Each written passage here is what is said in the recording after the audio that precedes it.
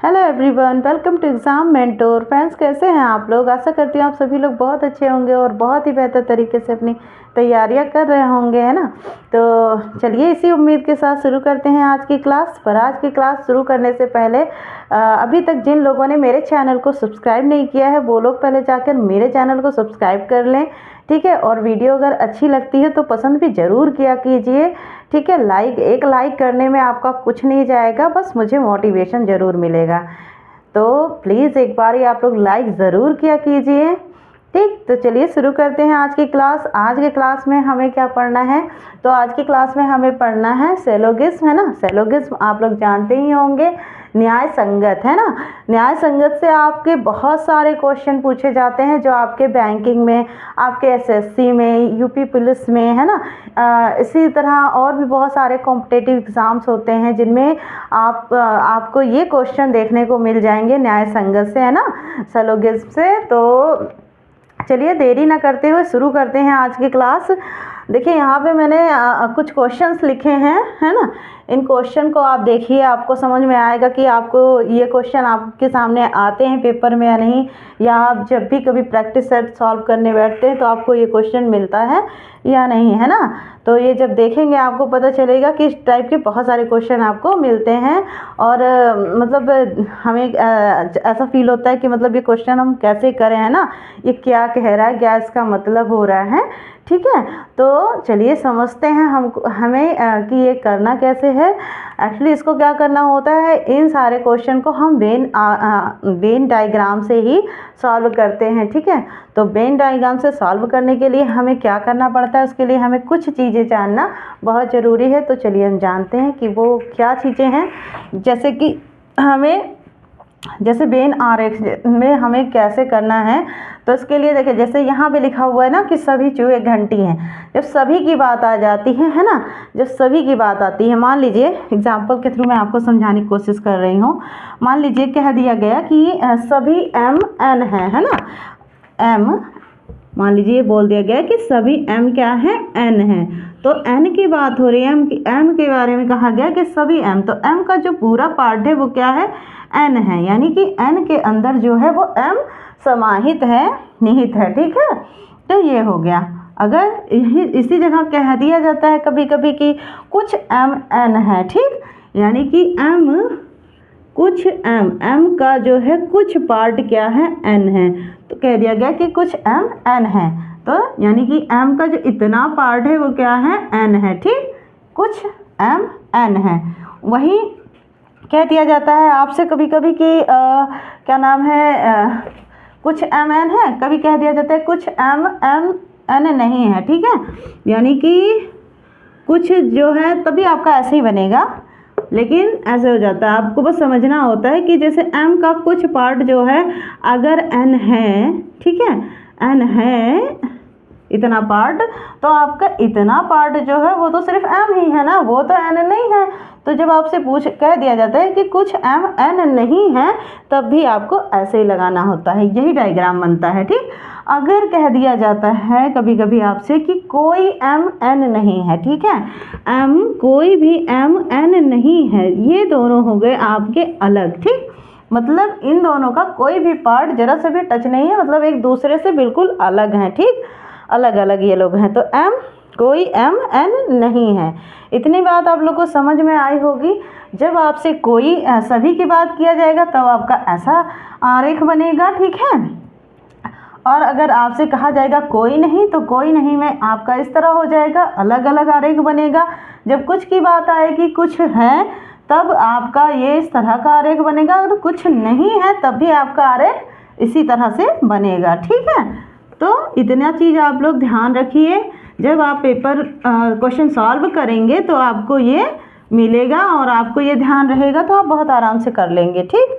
तो चलिए शुरू करते हैं। पहला क्वेश्चन हमारा क्या है, कथन है। इसमें कथन निष्कर्ष करके ही क्वेश्चन पूछे जाते हैं आपसे। जैसे दो कथन दे दिया जाता है ना, यहाँ पे देखिए दो कथन लिख दिया गया है और आपको इसमें 3 निष्कर्ष दिया गया है। अब आपको बताना है कि कौन सा निष्कर्ष आपका सही हो रहा है ना। जो ये हम डायग्राम के थ्रू जो इसको सॉल्व करेंगे ना, उसमें हम देखेंगे कि हमारा कौन सा निष्कर्ष सही निकल रहा है। तो उसके लिए हम चलिए सॉल्व करते हैं। क्या करेंगे, जैसे लिखा है कि सभी चूहे घंटी हैं, है ना। अब किसकी बात हो रही, चूहे की बात हो रही है। यहाँ पे हमने बना दिया चूहे, ठीक है। और चूहे क्या है, सभी चूहे क्या हैं, घंटी हैं, है ना। ये घंटी, ये घंटी हो गई, ये आपका चूहे का पार्ट है, ये आपका घंटी है, ठीक है। यानी कि जो है घंटी के अंदर आपके चूहे, यानी कि चूहा जितने भी चूहे का पार्ट है वो सारे क्या है, घंटी हैं, ठीक। फिर आगे क्या कह रहे, सभी घंटीकार हैं। अब घंटी भी, घंटी के ऊपर क्या आ जाएगा, आपका कार आ जाएगा, क्योंकि क्या कहा जा रहा है कि सभी घंटी क्या है, कार हैं, ठीक। यानी कि कार के अंदर आपकी घंटी आ जाएगी। घंटी का जितना भी पार्ट है वो सारा क्या है, कार है, ठीक। तो ये हो गई बात, इतनी समझ में आई। ये आपका डायग्राम बन गया। फिर अब क्या करना है, निष्कर्ष हमें देखना है कि हमारा निष्कर्ष कौन सा सही जा रहा है। यहाँ पे लिखा है कुछ कार ना तो घंटी हैं ना ही चूहे हैं, ठीक है। अब देखते हैं क्या ये निष्कर्ष हमारा सही है। देखते हैं यहाँ पे क्या कह रहा है कि क्या कह रहा है, कुछ कार ना तो घंटी हैं। अब कार आपका देखा जाए तो कार का ये पूरा पार्ट हो गया ना। अब कार का ये पार्ट है तो कार में अगर कह रहा है कि कुछ कार ना तो घंटी, यानी कि घंटी नहीं है। अब यहाँ तक आपकी घंटी आ रही है, ये पार्ट आपका घंटी का हो गया। तो यहाँ अगर देखा जाए तो ये घंटी नहीं है ना, यानी कि कुछ कार क्या नाम है, घंटी नहीं है। तो ये तो सही है ना, ये बात सही हो रही है यहाँ पे। फिर क्या कह रहा है, ना तो चूहे हैं, यानी कुछ कार ना तो घंटी और ना ही चूहे हैं। अब देखिए क्या कुछ कार चूहे भी नहीं है, तो चूहे यहाँ तक आपका ये पूरा पार्ट आपका चूहा है ना, चूहे का है। अब कह रहा है कि कुछ कार चूहे नहीं हैं, यानी कि ये जो इतना पार्ट आपका है यहाँ तक का, ये पार्ट आपका चूहे कार का नहीं है, मतलब चूहे का नहीं है, ठीक है। ये इतना पार्ट आपका चूहे का नहीं है, बल्कि क्या है, कार है ना। तो ये आपका स्टेटमेंट क्या है, सही है। अभी कह रहा है यहाँ पे दूसरा स्टेटमेंट आपका क्या कह रहा है कि सभी घंटी चूहे हैं, ठीक। निष्कर्ष जो है ये क्या कह रहा है आपका कि सभी घंटी चूहे हैं, है ना। अब देखते हैं क्या सभी घंटी चूहे हैं। यहाँ देखिए, यहाँ पे आपका क्या लिखा है कि चूहे जो हैं वो सभी चूहे घंटी हैं। जब सभी चूहे घंटी हैं तो सभी घंटी चूहे कैसे हो सकते हैं, है ना। तो घंटी, अब घंटी तो इतनी बड़ी है, चूहे का पार्ट यहीं तक है, यहाँ तक, है ना। तो सभी चूहे क्या, सभी घंटी कैसे चूहे हो जाएंगे। अगर चूहा ऊपर होता है ना, घंटी को कवर किए होता, तो सभी घंटी क्या होते, चूहे होते। लेकिन यहाँ पे चूहे को कवर किया है घंटी ने, तो सभी घंटी चूहे नहीं होंगे। ये हो गया आपका गलत, समझ में आए। फिर लिखा है कोई कार चूहा नहीं है। अभी जो कार का इतना पार्ट है ना, कार का ये इतना पार्ट है, कह रहा है कि कोई कार चूहा नहीं है ना। तो ये अब देखा जाए तो चूहा यहाँ तक है ना, और ये क्या नाम है, कार के बारे में कहा जा रहा है कि देखिए ये मान लीजिए ये पूरा आपका कार है ना।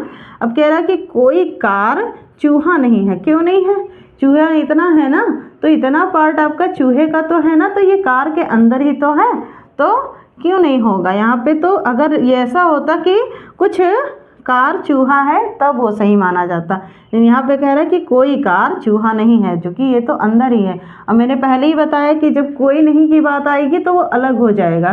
कार और चूहा अगर अलग अलग होते तो फिर कोई नहीं होता यहाँ पे, है ना। तो ये भी आपका स्टेटमेंट गलत है। तो यहाँ पे आपका आंसर कौन सा हो जाएगा कि कुछ कार ना तो घंटी है और ना ही चूहे। तो ऑप्शन नंबर ए में आपका कह रहा है कि केवल एक सही है, ठीक।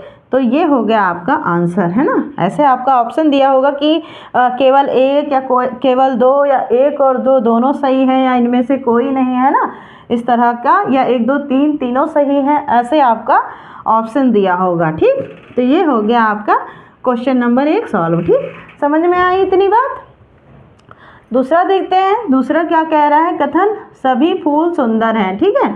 अब यहाँ पे फूल की किसकी बात हो रही, पहले फूल है ना, फूल, ये फूल है, और क्या कह रहा है कि सभी फूल, जितने भी फूल हैं ये क्या हैं, सुंदर हैं, ठीक। तो ये हो गया सुंदर, सभी फूल क्या हैं, सुंदर हैं।